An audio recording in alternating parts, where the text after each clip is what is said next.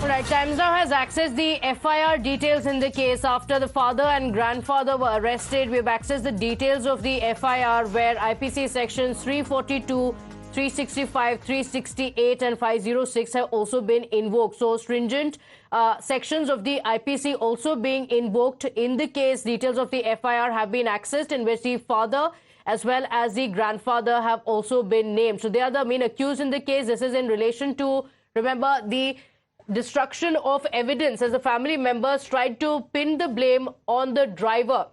The entire attempt has now been exposed with the Pune police looking at the family members trying to blame the driver, while sources suggested that he had admitted that the minor was very drunk. He was in an inebriated state and he was against the minor taking the wheel. But it was the minor who not just insisted, but also his father who agreed to the demand as well.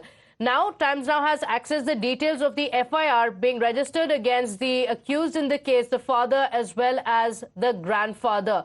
The details have now come in of the IPC sections that have been invoked in the case as well. And this pertains to the destruction of evidence. So, Section 342 that deals with wrongfully confining any person, as the driver's statement says that he had been confined illegally by the family member.